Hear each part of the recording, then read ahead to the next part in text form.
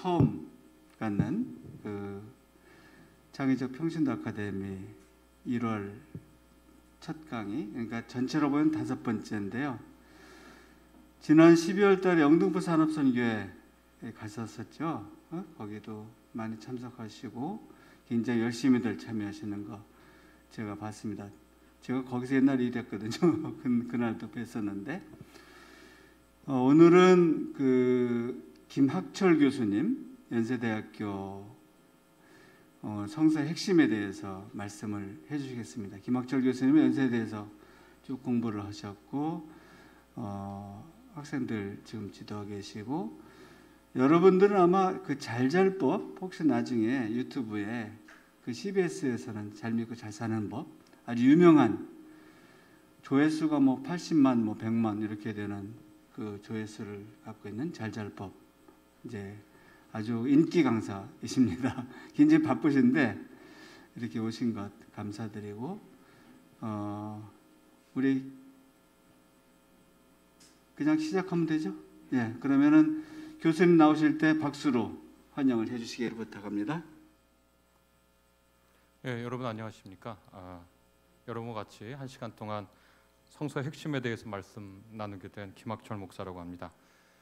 성서의 핵심이라고 얘기를 붙이고 지하철 타고 오면서 성서라는 말하고 성경이란 말하고 같이 쓰는데, 어떤 분들은 성서라는 말을 쓰면 뭐 굉장히 불경한 말을 쓰는 것처럼 생각을 하시더라고요.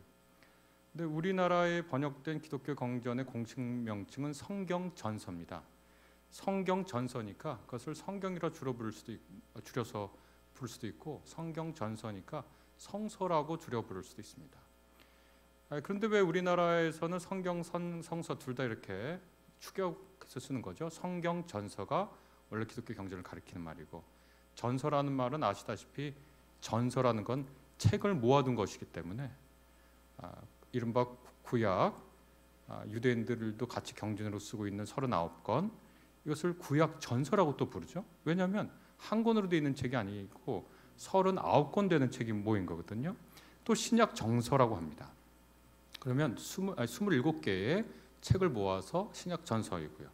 그래서 구약 전서와 신약 정서를 모아서 성경 전서라고 부릅니다. 그런데 일본에서는 성경이라 그러면 그건 불경을 뜻합니다. 불경을 가리켜요. 그러니까 일본에 번역할 때 성경이라고 번역할 수가 없어요. 성서라고 번역했습니다. 그래서 주로 일본 쪽에서 공부를 하시거나 일본 쪽 영향을 받은 분들은 성서라고 주로 그렇게 말씀하시고, 중국 쪽 전통에서는 성경이란 말을 써도 기독교 성경을 경전을 가리킬 수 있습니다. 그러니까 성경이란 말을 씁니다. 그러면 성경하고 성서하고 경하고 서하고 차이가 있느냐, 이렇게 물어볼 수 있거든요. 그래서 제가 성서란 말을 쓰면 마치 크게 성서의 권위를 훼손한 것처럼 말씀하시는 분들이 있는데, 우리나라에서 성경을 펴낸, 성경 전서를 펴내는 데가 대한성서공회입니다. 제가 여러 차례 한학하신 분들, 옛날 한문 한학하신 분들에게 물어봤거든요. 경하고 서하고 위계 차이가 있냐? 경이 더 높이는 말이고 서가 더 낮추는 말이냐? 그래서 성경이라고 하면 이 책을 높이는 말이 되고, 성서라고 하면 이 책을 낮추는 말이 되느냐라고 한학을 한 분에게 한 3분한테 물어봤거든요. 그러니까 한학의 전문가들이에요. 단 한 분도 경하고 서하고 차이가 없다고 몇 차례 확인을 해줬습니다. 그것도 그럴 것이 성경이라고 써야만 한다고 주장하는 분들도 창세경 안 그러거든요. 창세기라고 합니다. 삼국사 기 하는 것처럼 기라고 하는, 역사를 뜻하는 서술을 기라고 한자어에서 했는데, 로마서라고 그러지 로마 경이라고 안 그러거든요. 제가 왜 이런 얘기를 많이 할까? 앞에 서두에 잘 몰라요. 그래서 잘 모르면 어떻게 되냐면 본질적인 것이 아닌 것에 매달려서 그거 지키느라고 엉뚱한 힘 씁니다. 그래서 제가 성서라 그러면 어떤 분들은 크게 잘못된 것인 양 막 얘기를 하면서 왜 목사님은 성서란 말을 쓰냐고 그렇게 얘기를 하는 거 보고 가끔 깜짝깜짝 놀랍니다. 동양의 우리나라 조선시대 입시 과목이 사서삼경이잖아요. 입시 과목이 요즘은 국어, 수학, 뭐 영어, 뭐 사회탐구 뭐 이러지만 노노맹자 대학중형 사서라고 하고 시경, 서경, 역경, 삼경이라고 하는데 노노가 시경보다 아릅니까? 그렇지 않습니다. 네. 이렇게 성경 혹은 성서에 관해서는 또 우리의 믿음에 관해서는 굉장히 많은 오해와 무지와 곡해 때문에 안 싸워도 될 걸 가지고 싸워요. 그 참 슬픈 일입니다. 왜 그렇게 살아야 되는지 모르겠어요. 거기에 아주 목숨을 걸듯이 해요. 참 안 됐어요. 또 기독교가 종교라 그러면 화를 벌컥벌컥 내요. 기독교는 종교가 아니라 진리입니다. 이렇게 얘기하면서 기독교가 왜 종교가 아닙니까? 기독교는 종교입니다. 기독교는 종교가 아니라 진리입니다. 이렇게 얘기하는 것은 20세기 초반 중반에 신정통주의라는 신학이 있었습니다. 이 신정통주의는 자유주의 신학에 대항해서 혹은 자유주의 신학을 극복하면서 나온 신학인데 여기서 주요한 지도자인 칼 바르트라고 하는 분이 있는데 이름은 뭐 다 잊어버리셔도 됩니다. 우리 인생에 하나도 중요한 분이 아닙니다. 신학한 사람들한테 되게 중요한 사람인데 일반 할 때는 몰라도 됩니다.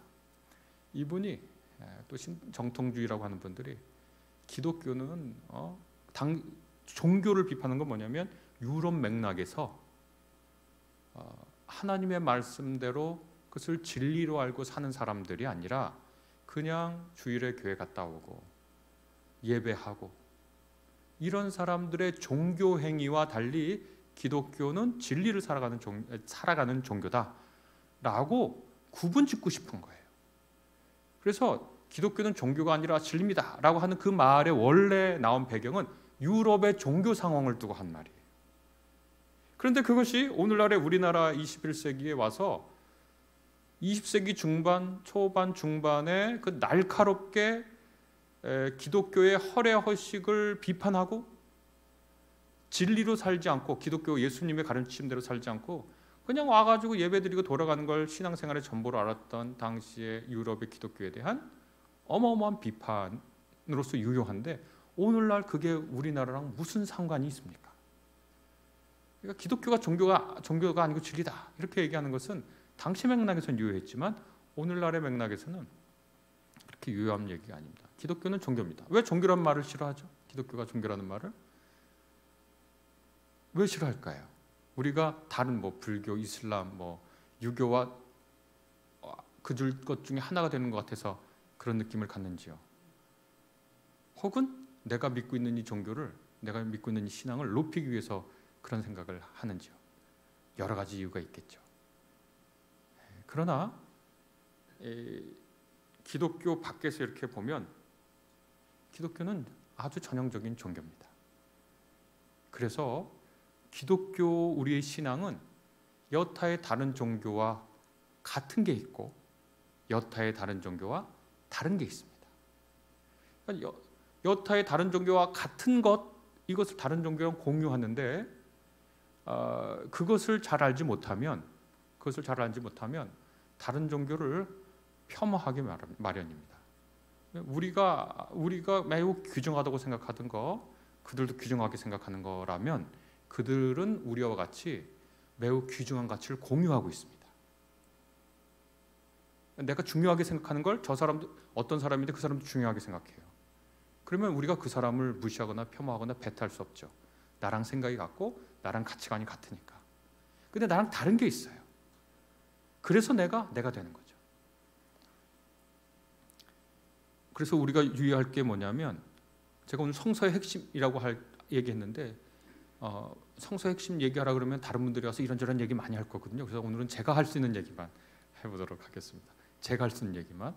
뭐 성서의 핵심 얘기하면 쭉 뭐 구약은 뭐가 있고 신약은 뭐가 있고 뭐는 뭐고 뭐 이렇게 얘기할 수 있으니까 저는 오늘 딱 성서의 핵심으로 한 2가지만 얘기하려고 그러거든요. 그래서 그 2가지가 있는데 모두 다 다른 종교랑 공통된데 또 다른 게 있어요. 그래서 그걸 말씀드리려고 그러는데, 그래서 우리 기독교인들이 참 참 섬세하게 구분해야 될 게 뭐냐면 배타성과 배타주의를 구분하는 일입니다. 그것은 이기성과 이기주의를 구분하는 거랑 똑같아요. 우리가 모든 생명체는요, 이기성이 있어요. 이기성이라는 것은 자기를 이롭게 하려고 하는 성질이에요.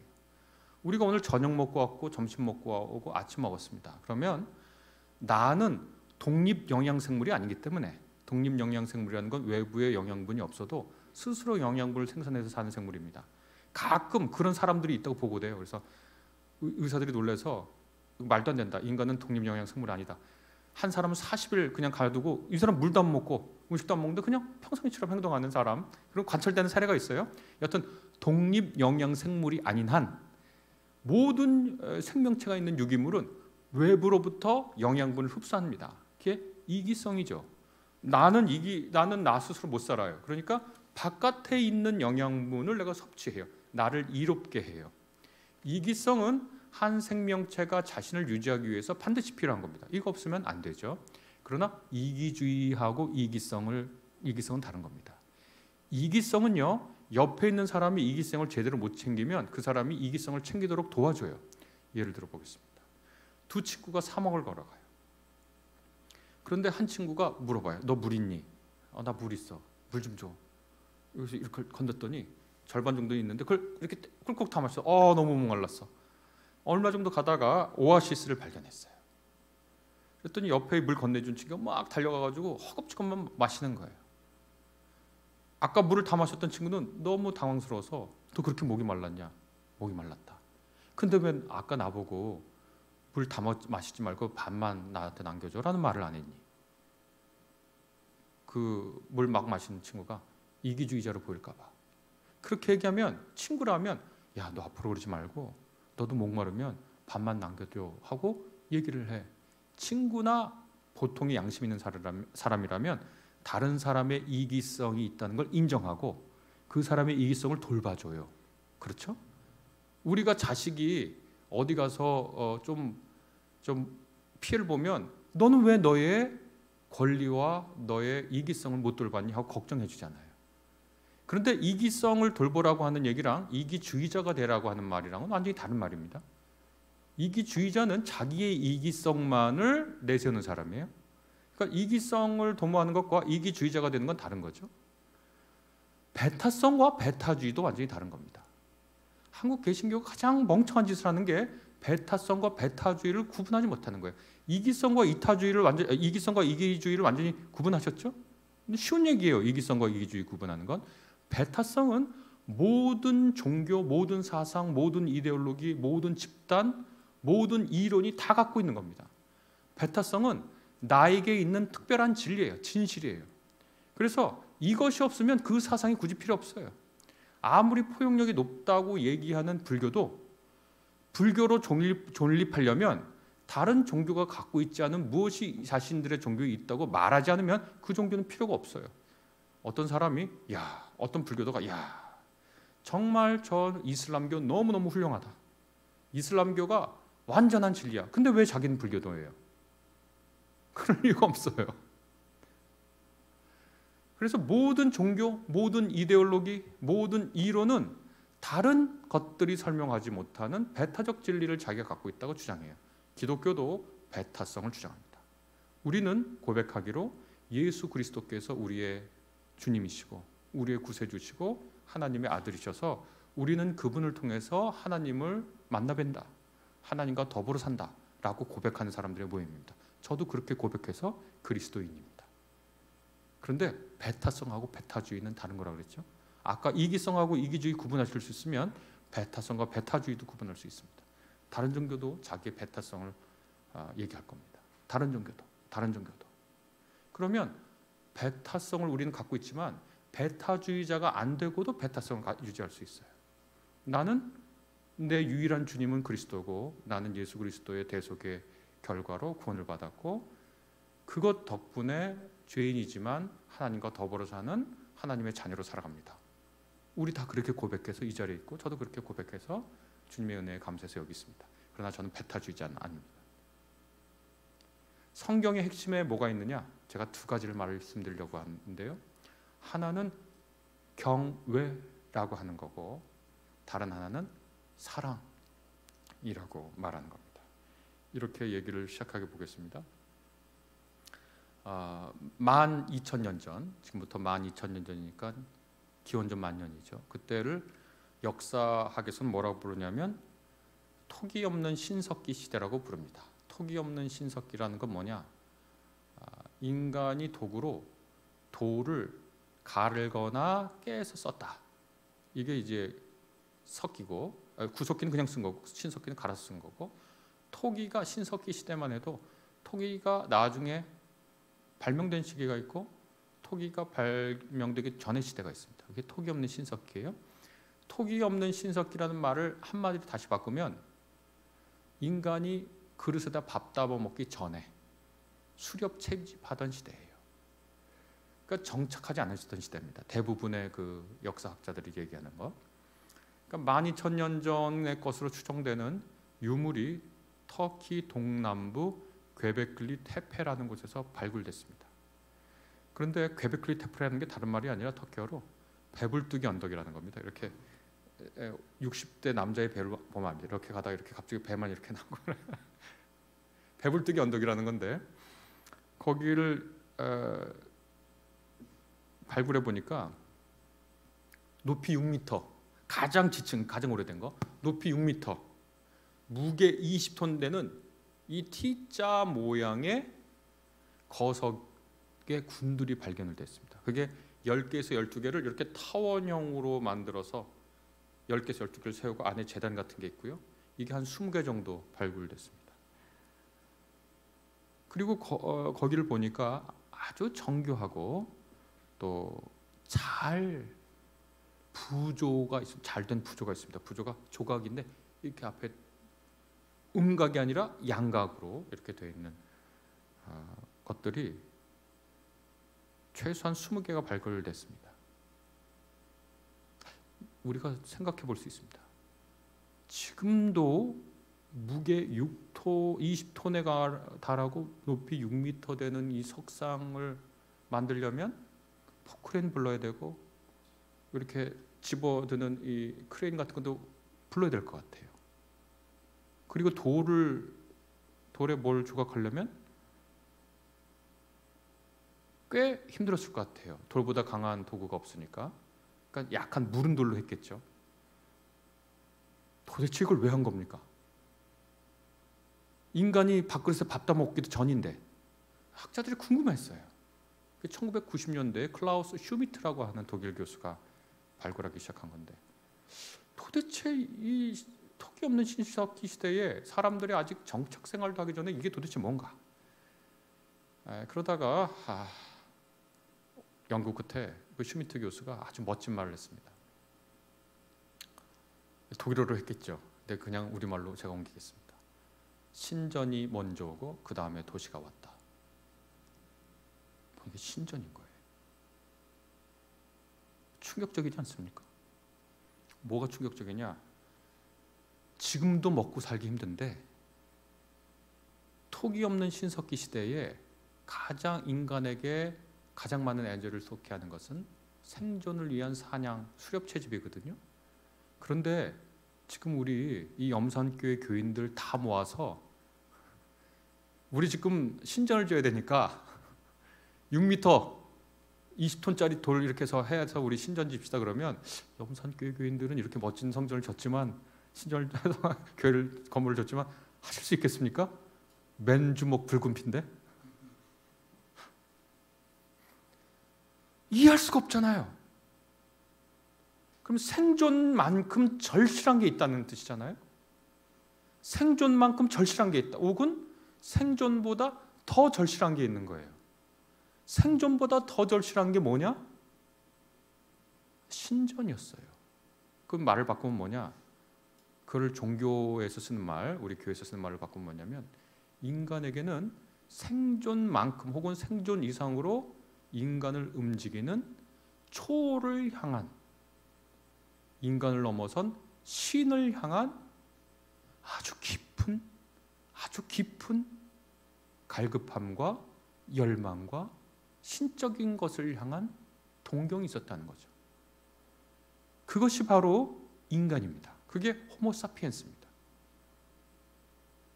인류가 보인 최초의 종교, 그 거대 발굴지 12,000년 전에 나온 그것은 호모사피엔스라고 하는 인간은 아주 근원에서 생존만큼이나 혹은 생존을 넘어서서 신을 향한 초월을 향한 동경이 있었고, 말을 바꾸면 바로 그렇게 초월을 향한 동경을 가지고 있는 것이 호모사피엔스라는 거예요. 인간이라고 하는 겁니다. 그래서 우리 기독교도 그렇지만 다른 모든 종교도 이 인간을 넘어서는 초월을 향한 동경이 매우 깊게 인간 안에 자리 잡고 있습니다. 그러면 이 초월을 향한 동경에서 어떠한 감정들이 나올까요? 브레즈 파스칼이라고 하는 프랑스의 수학자가 있습니다. 미적분학을 뉴턴하고 라이프니츠하고 동시대에 발명한 사람이죠. 근데 이 사람이 빵세라고 하는 사색, 프랑스어로 사색이라고 하는 책을 썼는데, 거기에 보면 이렇게 써 있습니다. 나는 내 앞에 있었던 영원한 시간을 생각한다. 그리고 내가 죽고 난 후에도 계속될 영원한 시간을 생각한다. 그리고 무한한 우주를 생각해본다. 그러고서 나는 두려움을 느낀다. 왜 거기가 아니라 여기고 그때가 아니라 지금인지 모르겠다. 이 초월에 대한 감각은 인간에게 기본적으로 이러한 두려움과 경외를 불러줘. 두려움과 경외라고 하는 것은 이것은 원하지만 원하지 않고 원하지 않지만 원하는 겁니다.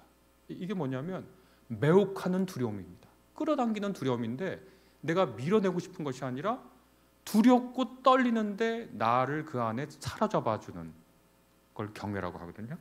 그래서 이걸 어떻게 표현할까 하다가 예전에 어렸을 때 전설의 고향 보면 입을 뒤집어 쓰고 이렇게 하고 보잖아요. 이건 가린 것도 아니고 안 가린 것도 아니죠. 이건 보고 싶은 것도 아니고 안 보고 싶은 것도 아니죠. 이런 거랑 좀 비슷할 수 있을까라고 얘기를 하지만 이건 유비한 것이고, 인간은 어떠한 자신을 초월한 초월적 존재 앞에 느끼는 근원적인 감정을 갖게 됩니다. 이것이 종교적 감정입니다. 아인슈타인도 그것을 신비라고 부르면서 종교하는 사람이나 과학하는 사람이나 모두 이 신비를 느끼지 않으면 죽은 사람이랑 마찬가지라고 그러면서 이 신비의 미스터리한 감정이 없어지면 자기는 더 이상 과학자일 수 없고, 그런 의미에서 자기는 종교적 인간이라고 그렇게 얘기를 한 적이 있어요. 여기까지는 다른 종교랑 똑같아요. 기독교도 그렇게 느낍니다. 그게 있어요.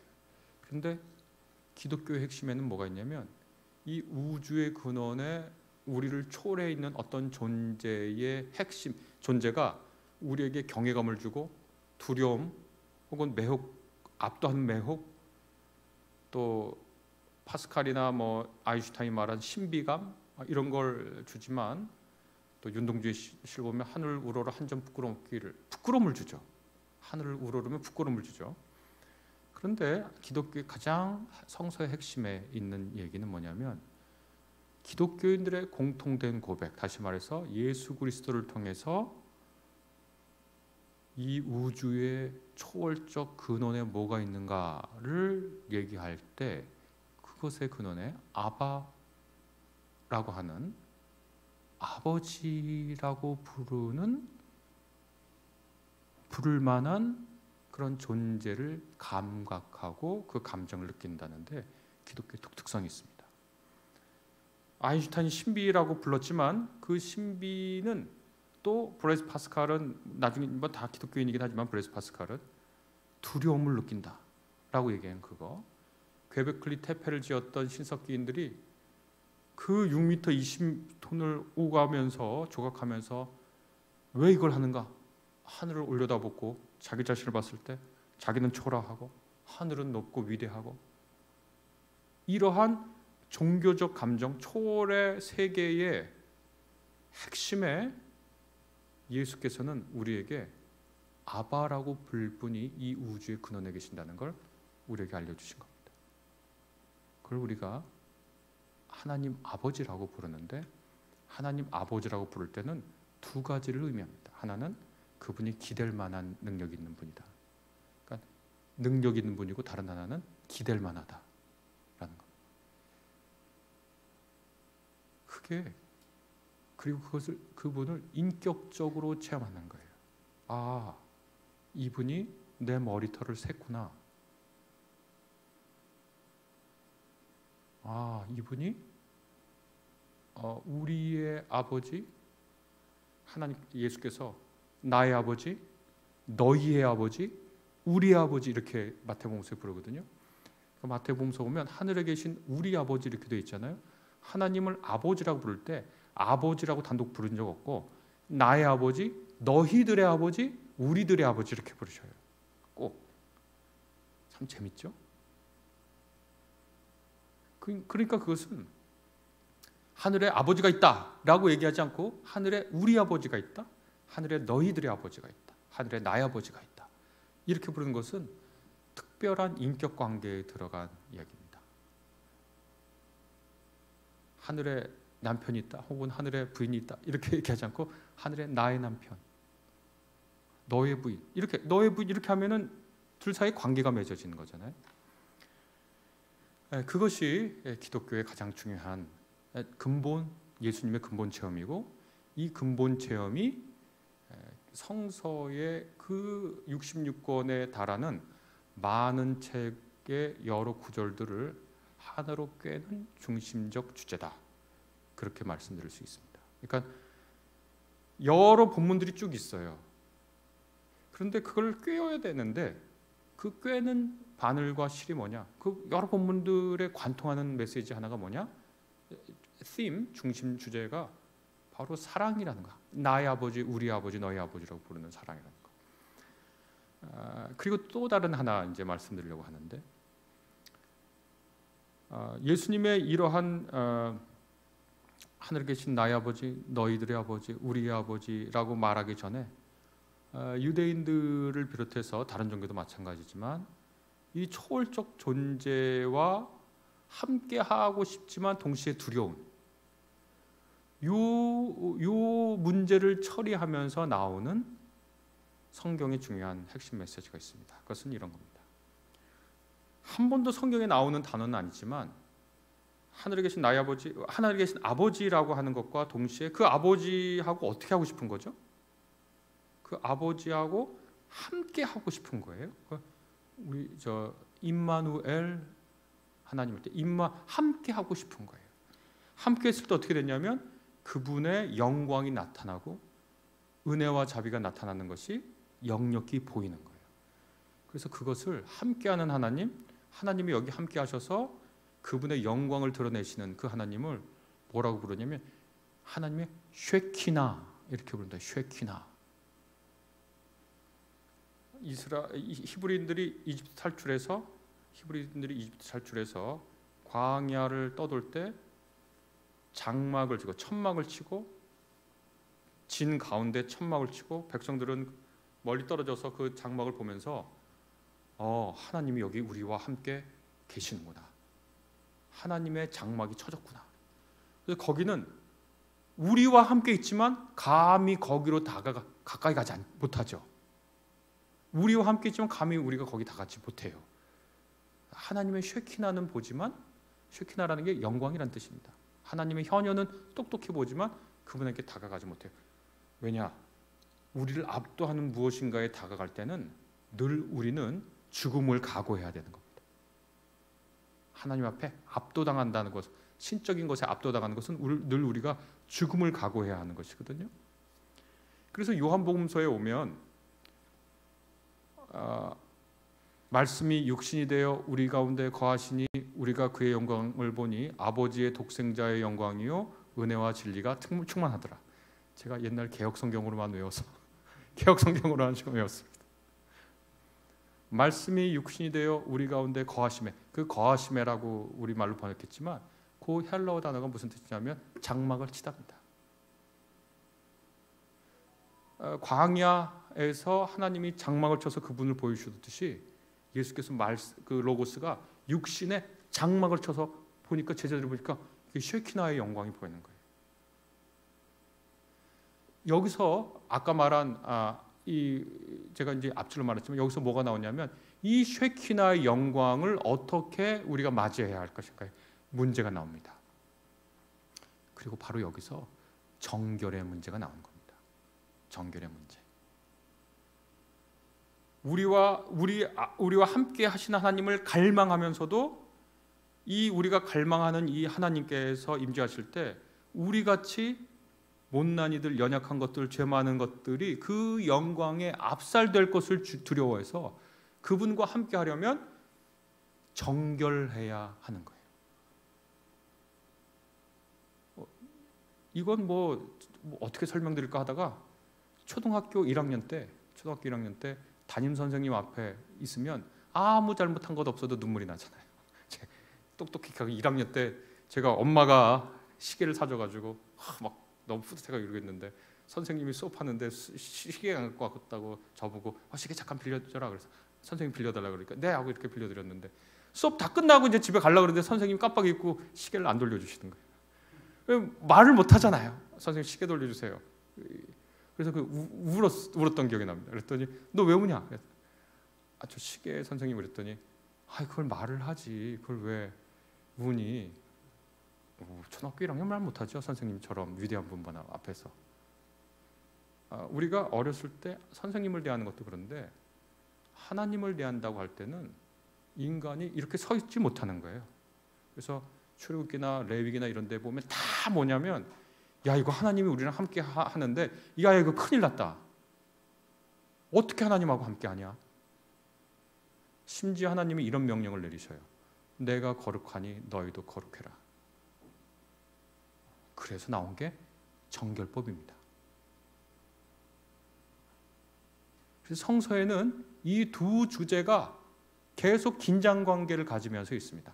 사랑의 하나님, 나의 아버지, 너희 아버지, 우리 아버지 이러면 한없이 가까워야 하는 관계고 늘 그 안에 기대서 포근하고 위로받고 격려받고 힘을 얻고 이 세상에 나아갈 때 내가 너의 우편에 있다. 내가 너의 뒤에 있다. 내가 너의 아래에 있다. 내가 너의 위에 있다. 내가 너의 앞에 있다. 이 말씀의 한 맥락과 다른 하나는 하나님이 그렇게 쉐키나의 영광으로 나타날 때 야 내가 어찌 그분 앞에 서리까?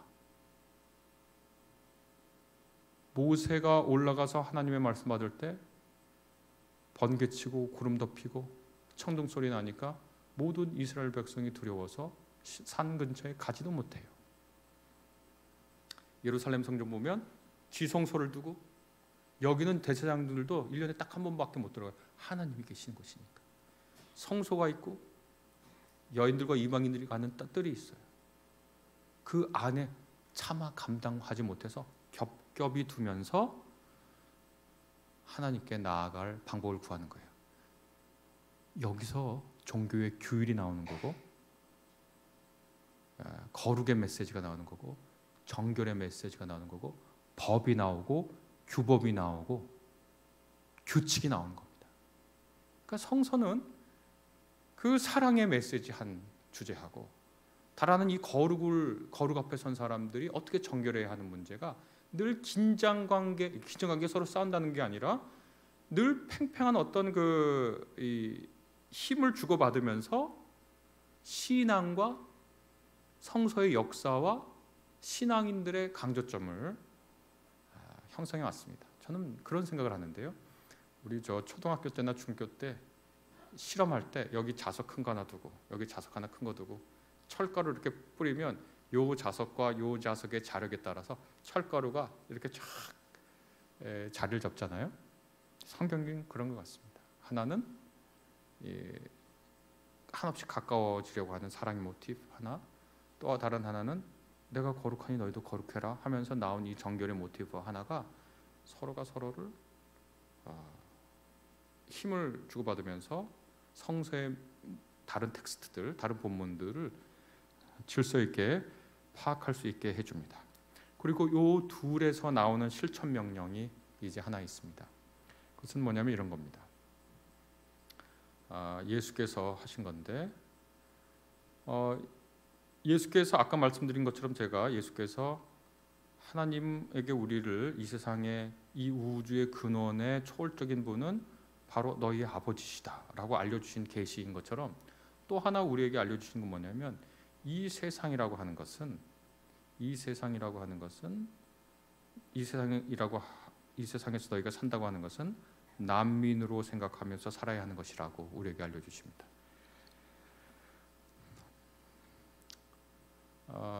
제가 이런 말씀드리면 어떻게 생각할지 모르겠지만 예수님 생각해 보세요. 예수님 태어나자마자 얼마 후에 피난을 갑니다. 이집트로. 그래서 이집트에 가보면 예수 피난교회가 있어요. 정치적 박해를 피해서 이집트로 피난을 가는 거예요. 피난민이에요. 저 6.25 때 이북 분들 내려온 거랑 똑같습니다. 저희 아버지 평양 분입니다. 1930년생이신데 아직은 살아계셔요. 좀 건강이 안 좋으셔서 그렇지. 피난민 가정, 피난했어요 예수님. 그 다음에 이집트에서 소식이 들려왔기를 헤롯 대왕 죽었다. 그러니까 다시 유대 베들레헴으로 갔는데 거기도 아들 아켈라우스가 다스리고 있으니까 다시 피난을 가서 갈릴리 나사렛에서 삽니다. 그리고 이분은 어떻게 살았냐? 사람들이 그걸 굉장히 낭만적인 말로 듣는데 이분이 공생이 할 때부터 그리고 아마 전부터 그랬을 텐데 여우도 굴이 있고 공중 나는 새도 둥지가 있지만 나는 머리 둘 곳이 없다. 뭐 낭만적인 캠핑하셨나 주로? 나는 홈리스입니다 라는 얘기입니다. 예수님은 홈리스라는 얘기예요. 홈리스다. 이스라엘 초등학생들이 초등학교 들어가면 맨 먼저 외우는 것 중에 하나가 이스라엘 역사가 요약된 신명기 6장 4절부터 외우는데 거기 보면 우리나라 번역은 어떻게 됐냐면 새 번역 성경은 우리 조상은 방랑하는 아람 사람으로서 몇 안 되는 사람을 데리고 이집트로 내려갔다가 거기에 몸붙여 살면서 크고 강한 민족이 되었습니다. 이렇게 고백하거든요. 그걸 다시 히브리어 원뜻을 살려서 이렇게 번역할 수 있습니다. 우리 민족은 홈리스였습니다. 제가 처음 번역한 게 아니라 영어 성경에 CEV라고 하는 번역이 있습니다. Common English Version이라고 하는 게 있는데 거기 그렇게 번역해서 Our ancestor was homeless. 홈리스라고 홈리스. 우리 조상은 홈리스였는데 몇 안 되는 사람들이 내려가서 이집트에서 몸붙여 살면서라는 말을 두 글자 한자로 바꾸면 기생입니다. 기생. 우리 조상은 홈리스였는데요. 이집트 내려가서 기생해서 거기서 애 많이 낳았어요. 그런 뜻이에요. 세상에 있는 자기 민족의 건국 신화치고는 가장 형편없는 신화입니다. 우리는 당군의 자손. 그런데 제가 이 성경에 두 기둥 말씀드렸죠. 그리고 예수님 홈리스, 피난민 홈리스, 예수님이 대표하는 이스라엘을 대표하는 분이거든요. 근데 이스라엘은 누구냐? 우리 조상은 홈리스인데요. 기생했어요. 거기서 크고 강한 민족이 됐는데 거기서 또 박해를 받아서 하나님이 인도하신 땅으로 간 거예요. 이게 성경의 이야기입니다. 바울은 그것을 그럴듯하게 뭐라고 표현했냐면 우리의 시민권은 하늘에 있다 이렇게 얘기합니다. 하늘에 시민권이 있다는 건 이 땅에 시민권이 없다는 얘기인데 시민권이 없다고 하는 것은 그 지역에서 나그네라는 뜻입니다. 여기 뭐 미국이나 뭐 호주나 뭐 이런 데서 살다가 오신 분 혹은 사는 경험 있는 분들은 제가 오늘 제 제자한테도 그런 얘기 들었는데 혹시 이게 방송으로 나갑니까? 유튜브 같은 데로 나가나요? 그럼 제자 얘기는 말고 하지 말아야 되겠네. 네, 그 여기 부분은 잘라주시고 결혼을 하자고 이렇게 오늘 만난 제자인데 미국 가서 자기 유혹하는데 어떤 사람이 이 부분 잘라주세요. 결혼하자고. 결혼 유혹하는 조건 중에 하나 뭐냐? 나 시민권자인데 너 그냥 시민권 얻을 수 있어. 시민권을 얻는다고 하는 것은 그 도시의 정식 권리를 갖는 존재인데 시민권자가 아닌 사람들은 나그네고 방랑자거든요. 너희의 시민권은 하늘에 있다. 바울은 그런 식으로 표현했지만 말을 뒤집으면 너희들은 이 땅에서 다 나그네. 나 말이 좋아 나그네지. 난민으로 여기 있다는 겁니다. 네, 제가 말씀을 정리하겠습니다. 성서의 핵심이라고 그랬는데 성서를 얘기한 건 출애굽기, 마태복음서, 바울서신 이렇게 세 개 했는데 그 주제를 깨면 그렇게 된다. 성경을 흐르는 핵심적인 주제 하나는 하나님은 사랑이시니 너희도 서로 사랑해라. 성경 구절로 표현하면 요한 1서 2서에 있는 것처럼. 또 하나는 나는 거룩하니 너희도 거룩해라.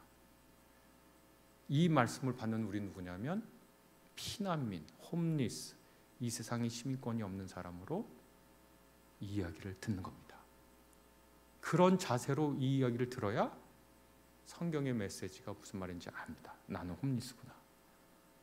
그리고 사랑이라는 것은, 이 사랑은 무제한적 사랑이에요. 이 정결이라고 하는 것은 이렇게 하나님이 우리를 사랑하시는 분이지만 우리가 감히 그분에게 다가갈 수 없을 정도로 거룩한 분이니까 그분 앞에 설 때 함부로 하면 안 된다는,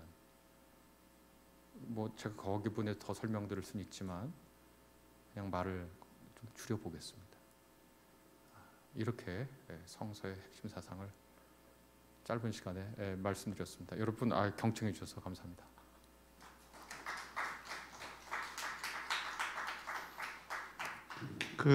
오늘 귀한 말씀해 주신 우리 김홍철 교수님께 감사드리면서, 혹시 여러분 들으시면서 이거는 꼭 한번 질문하고 싶다 이런 내용이 있으시면은 의사를 표해 주시면은 되겠습니다.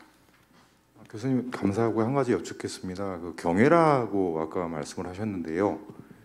혹시 구약 말고 신약 성서에서 교수님께서 생각하시는 그 마태복음부터 계시록까지 경외에 대한 베스트 어떤 그런 내용, 사례 아니면 말씀, 이건 교수님께서는 어떻게 고집어 주시는지 한번. 압도적으로 요한계시록에 있습니다.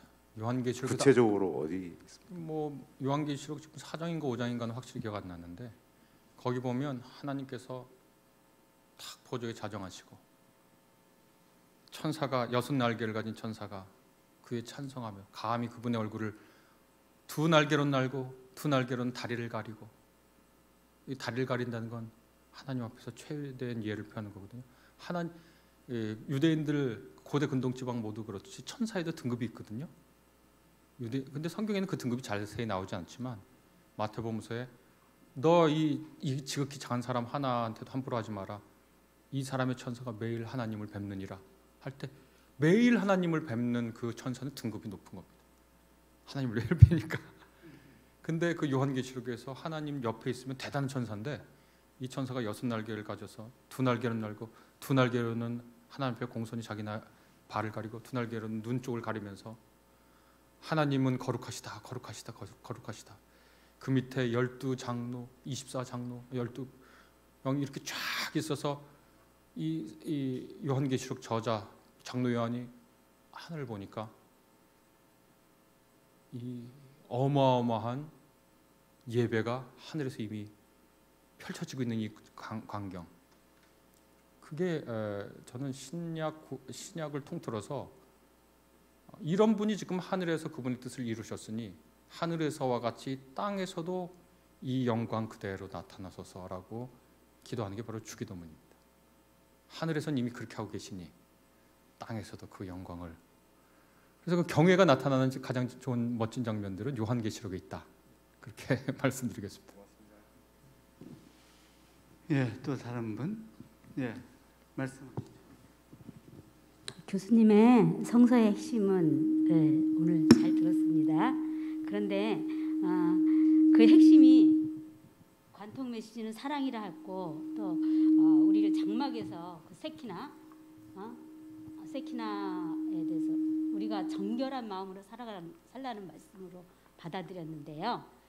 우리 교수님 저서 중 추천할 만한 책을 딱 한 것만 추천해 주시면 감사하겠습니다. 이거 딱 한 건 추천 못 하는데요. 이거 최근에 쓴 것도 있고. 제가 혹시 미술이나 예술에 관심 있으신 분들은 제가 그 미술에 대한 책을 한 2권 썼는데, 하나는 렘브란트 성서를 그리다라는 책이 있고, 최근에 쓴 게 성스러움과 아름다움이 입맞출 때라고 하는 미술에 관련된 책이 있고, 혹시 성경 자체에 관심 있으면 제가 EBS에서 강연한 걸 최근에 낸 게 EBS 고전으로 읽는 마태복음서. 이제 그거는 비기독교인들 전부 다를 대상으로 그냥 공중 강연을 한 거거든요. 그래서 그거는 뭐 기독교 신자든 아니든 모두 다 볼 수 있는 책입니다. 최근에 나온 거. 다른 건 전문 도서이기 때문에 어렵기 때문에 읽으실 필요가 없습니다. 이런 건. 예, 우리 교수님 그림에 대해서 전문가십니다. 저희도 강사로 모셔서 렘브란트 강의를 들은 적이 있는데, 예, 다른 책들도 보시면 좋을 것 같습니다. 예, 또 다른 분, 한 분만 더. 예.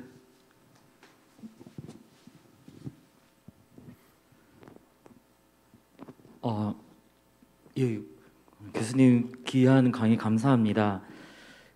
사랑 많으시고 거룩하신 하나님의 사랑과 하나님의 거룩함을 난민의 입장에서 이렇게 듣는 것이 성경의 핵심이다. 이렇게 좀 큰 이 흐름을 이렇게 말씀해 주신 거 들으면서 정말 그렇구나 이렇게 생각하게 되었는데요. 뭐 신약에서도 예수님께서 귀신을 내어 쫓으실 때 사람들이 그냥 사랑으로만 받아들이기보다는 두려워하고 놀라워하는 그런 장면들에서도 사랑과 경외가 함께 있구나 하는 걸 다시 한번 좀 생각하게 되었었는데요.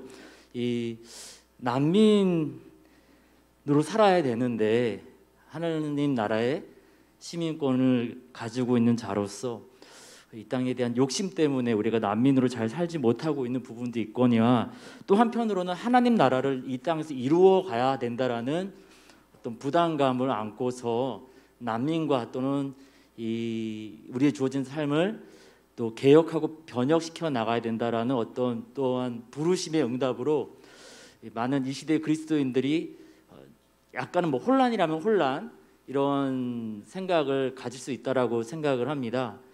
난민으로서의 삶의 자리와 또 이 땅에 하나님 나라를 이루어 가야 되는 변혁자의 또 이 삶의 자리를 어떻게 좀 이렇게 잘 연결할 수 있을지 좀 교수님께 좀 설명을 좀 여쭙고 싶습니다. 예.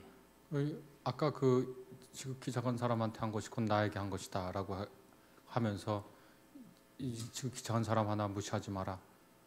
하늘에 있는 천사가 하나님 늘 뵙는다. 이 사람의 천사가 그렇게 했는데 마태복음 건 이제 18장에 나오는 건데 25장에 보면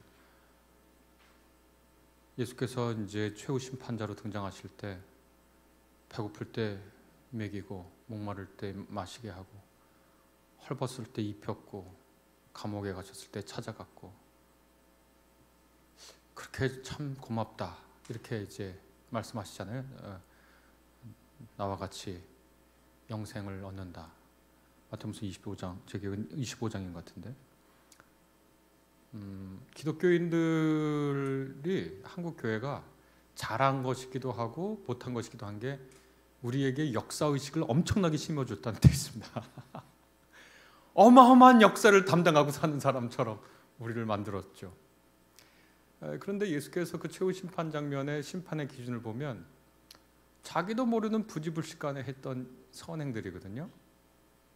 야, 저 목마른 사람, 하나님 일 하다가 목마른 사람 자기 작은 정성 내서 물 마시게 하고, 야, 저 사람 너무 억울해. 저 사람 하나님 말씀 혹은 정의를 행하다가 저 어려움을 겪네 하고 몰래 가서 좀 돈도 좀 쥐어주고, 너는 왜 그렇게 울고 있니? 하고 우는의 사정 들어주면서 도닥이고, 그 모든 일이 자기에게 한 일이라고 그렇게 말씀하시는 거 보면 도전과 동시에 안도를 하게 됩니다. 안도와 동시에 도전을 받게 되고, 제가 다른 데서도 한 말인데, 기독교인들이 갖고 있는 역사의식과 사명의식, 하나님 나라의 선구자, 개척자로 우리를 부르셨고 또 우리를 그분과 더불어 종말의 나라의 통치자로 부르셨다. 우리같이 별 볼 일 없는 사람들이 뭐라고 다른 사람을 통치하고 뭐라고 다른 사람들을 지도하는 사람이 되는 것인가, 그런 생각을 해보면 참 두렵죠. 그리고 또 내 자신이 한심하기도 하고. 예수께서는 그의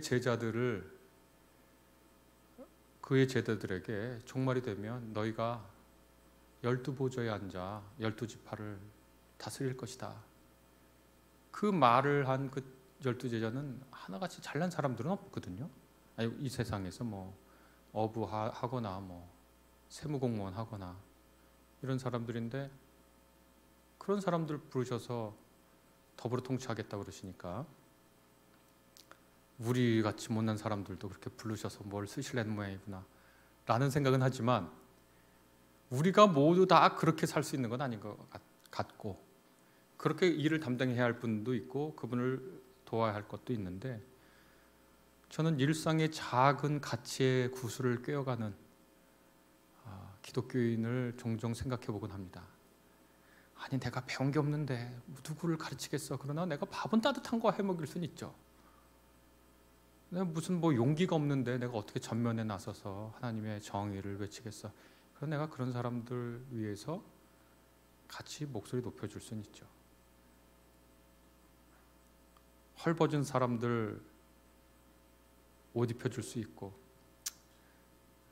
저도 좀 애를 쓰는 건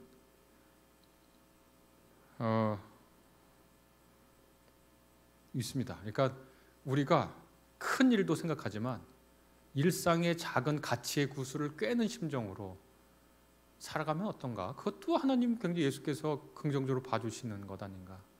그래서 너무 소시민적인 것처럼 들릴 수 있지만, 우리 뭐 별 볼 일 없는데 우리가 우리 스스로 돌아봐도, 그러면 일상의 작은 가치의 구슬을 꿰서 보석 만들어서 예수께 올려드리자, 그런 생각을 이제 좀 하고 있습니다.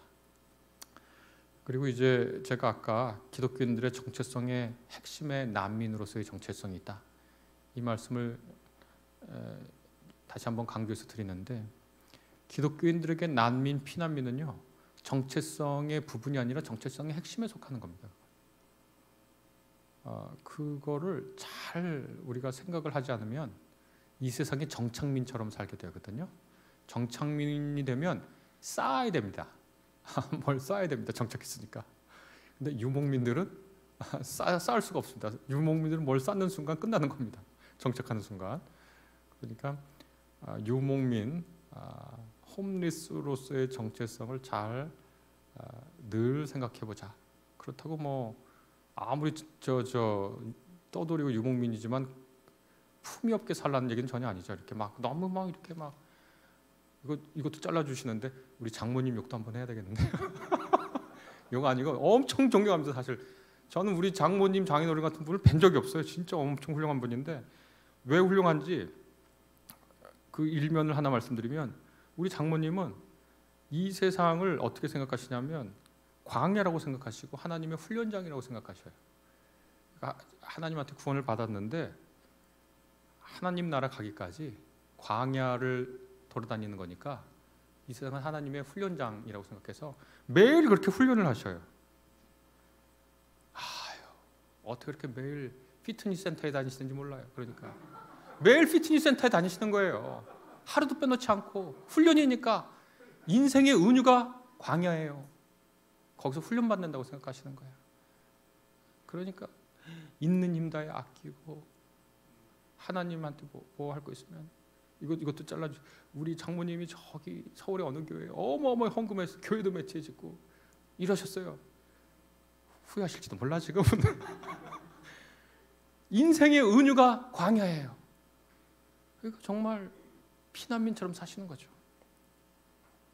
지금도 광야예요. 그래서 제처럼 장모님 언제 가나안 들어가세요?